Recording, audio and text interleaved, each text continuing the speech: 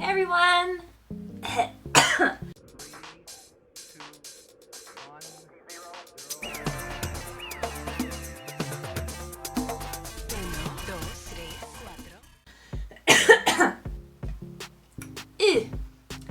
everyone! Welcome back to Mad Lady Magazine. I am your resident Mad Lady, and we are on day 3 of this minimalist challenge. So, closets, check. The next woman we're going to model our minimalist lifestyle after is Christine Platt. She is a mother of one, a literary advocate, and an author of the Afro-Minimalist Guide to Living with Less. And her big goal was that she wanted her home to be the picture of calm. And I think that many of us can relate to that, especially in these days where we're stuck at home, where we want to just breathe a sigh of relief and just open up our way of living. And I can definitely relate to that, because when being a stay-at-home mom, I am just constantly surrounded by my house's walls. So yes, I would like to have a picture of calm like they do in the magazines. Like she said in her article, her method was to slowly and steadily approach the minimizing.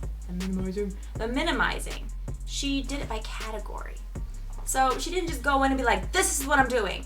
She chose a category, she cleaned it out, and she moved on. I have several areas of my house that just are a magnet for clutter.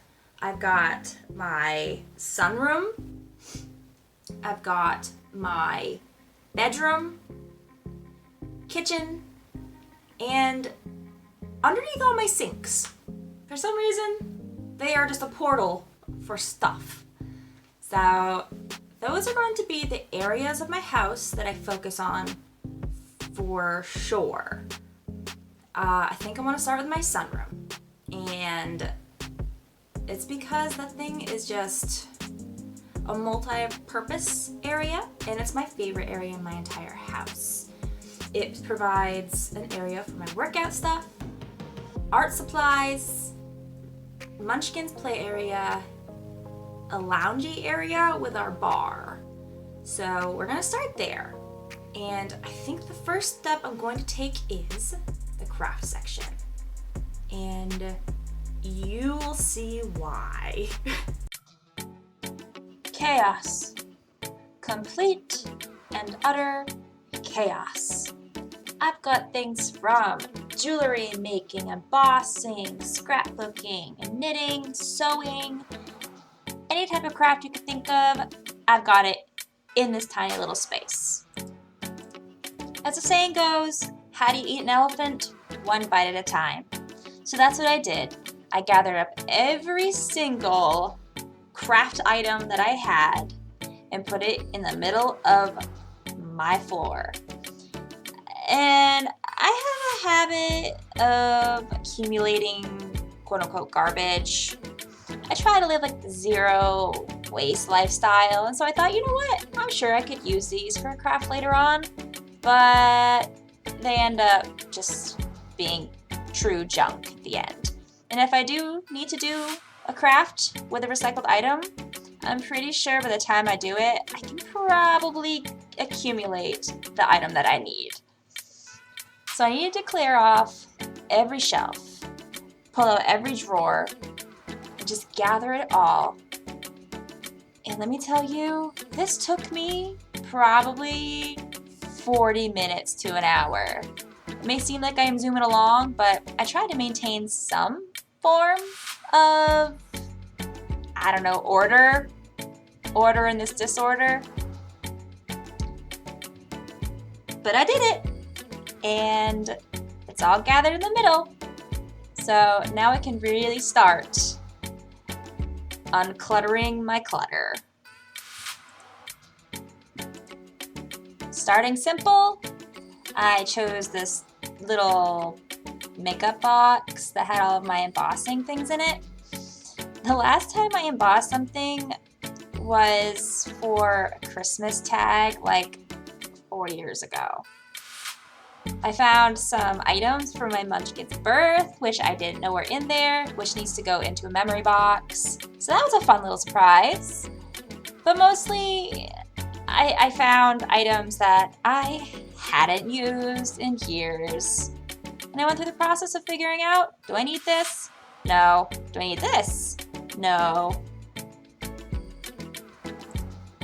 The supplies were easy because I could just go out and buy a $1 embossing powder if I needed to.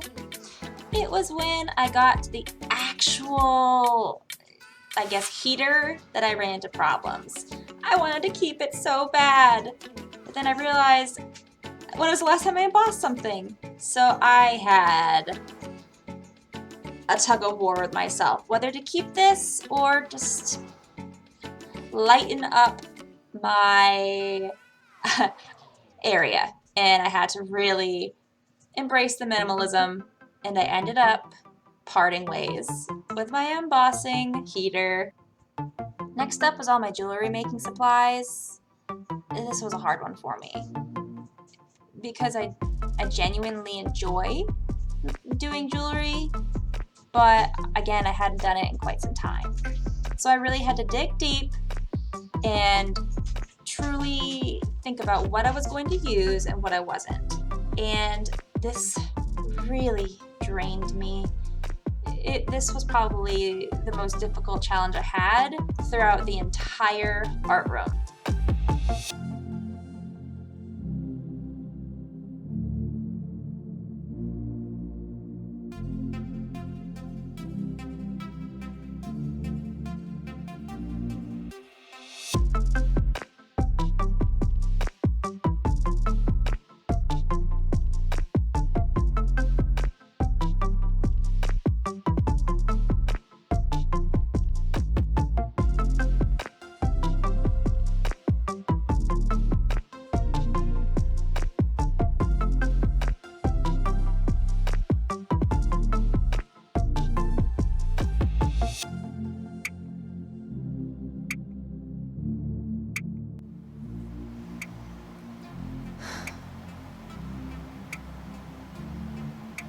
Having a bit of a hard time with this.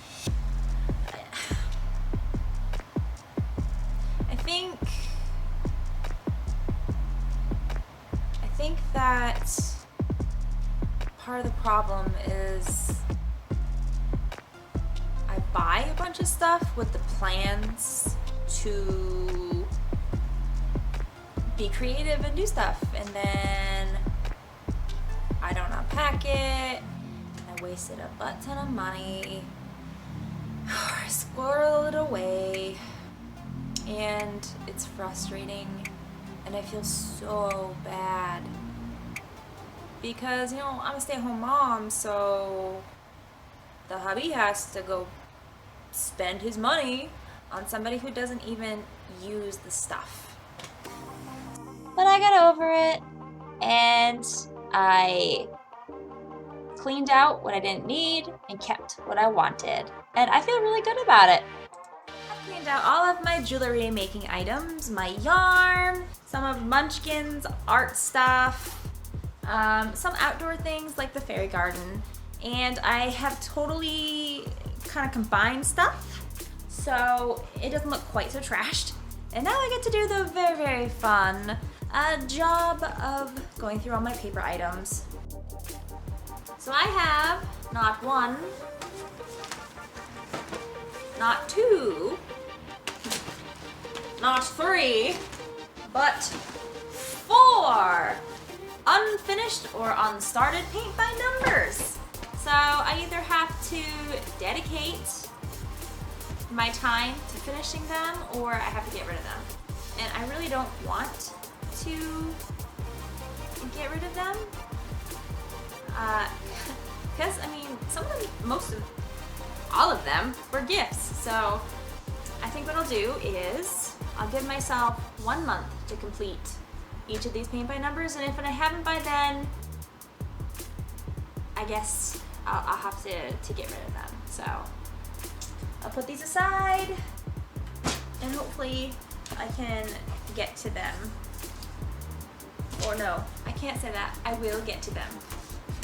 Oh no. Scrapbooking paper. These aren't even mine. What do I have? Okay. And some more letters. Let's see here. Let's attack. Ooh. Sketchbook. Keep that. Second sketchbook. I think the month will probably like this one. A notebook that I've used one paper of, so I think this can go. Another notebook. Oh, this one goes on the fridge, so I'll keep that one. I have a Beachbody Guide to Nutrition. I don't know why this is in my art stuff.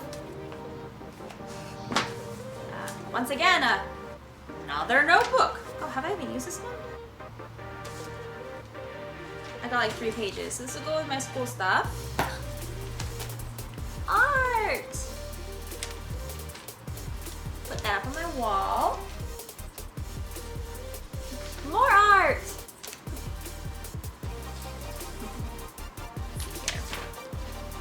And then I have this cute little kawaii doodle class book, and it has these really cute little exercises. So I definitely want to integrate that into my daily life. So again, I'm gonna have to put a time frame on them, otherwise I gotta get rid of it. Oh. So this might seem like a plain black notebook. However, this was supposed to be a Father's Day album from 3 or 4 years ago. This has to go to the to-do immediately pile. I have a idea album for outside, and look what is lining it with magazine pages. Looks like I just found my next inspiration for a video. Garbage. Garbage. Another notebook. Man, I just accumulate notebooks like crazy. I have a wake up and work out notebook. Oh, this was given to me by one of my very, very close friends. It's a journal, and I have a thing for birds, especially peacocks. And I write in this every so often. The last entry was July 24th, 2020. So I gotta make sure I utilize this because I'm not getting rid of it ever. I got this My Top 10. If you want me to fill out a page, let me know in the comments below. I got this to do with my sister. So if sister, you're watching, want to do it again?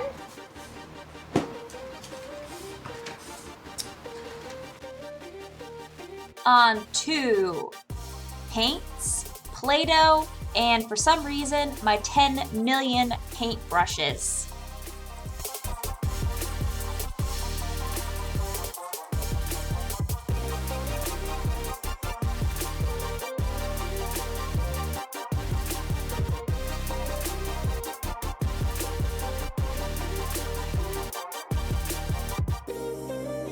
So I'm stopping for the day, and I made some pretty good progress. Here it is.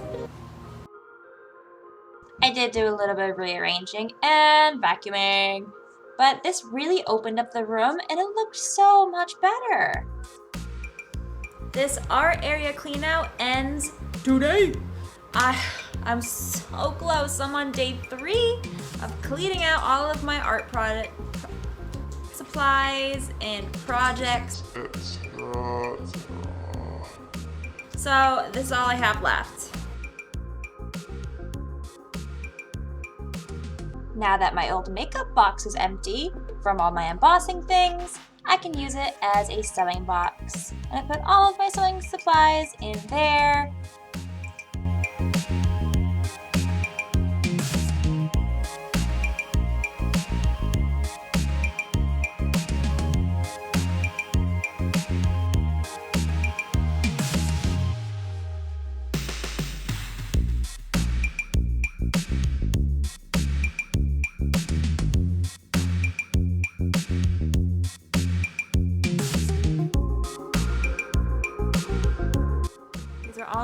the Munchkins crafts that she's going to be able to complete.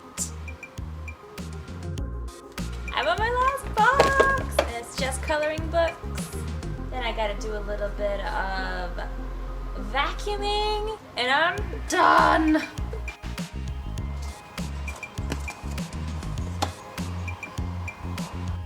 Starting here. Starting way back here. Do you remember this? It was full. I did a little rearranging, and look at all this clear spot. I've got Munchkins art supplies, my table, everything has a spot. And here is my out and proud crafts to get to box. I have it here so that I can see it and do it. 3 days. It took me 3 days to go through the art section. And it turned out phenomenally. But I couldn't believe how much stuff I had accumulated. But I kept trying to think about what Christine Platt said. She says that you start to think of the money that you spend, and it's hard not to get emotional. And it was true. Everything I saw that I hadn't used made me feel more and more like crap, because I bought that to do something with, or someone bought it for me. It was a Christmas gift, a birthday gift, and I just never used it. It's like I saw something at Michael's and I was like, ooh, shiny, and I bought it, and then I just tucked it away, and it just left there. And especially going through my jewelry making things, because I really enjoy doing that, and my paint by numbers, 2 things that I love to do, and I hadn't even touched it. And by the second day, I started to get really mad at myself because I'm wasting my own imagination, and most importantly, I'm wasting money. And it got me angry. Then I had to think, yeah, it sucks. You didn't use your things correctly. But that's the point, isn't it? It's the point of minimalism. The more and more I go through this journey, I'm realizing it's not about what you're getting rid of. It's about what you're keeping. You're letting go of things that don't add value. Doesn't mean you have to let go of everything, but rather you're focusing on the stuff that brings you true joy and true happiness. And yeah, I got rid of stuff, but the things that I kept hold more meaning to me now, and it provided me with a clearer path for charging forward and freeing up my time to do the stuff that I really like. So, I have to say, so far, I'm digging this minimalist thing. But then again, I've only attacked, three different areas? So, yeah. There's that. Stupid. Oh, gosh. So, thank you guys so much for holding in with me on this journey. And I hope that you guys also decide to out with the old, in with the important. And I will see you guys tomorrow. Don't forget to like and subscribe. And I will see you later. Bye!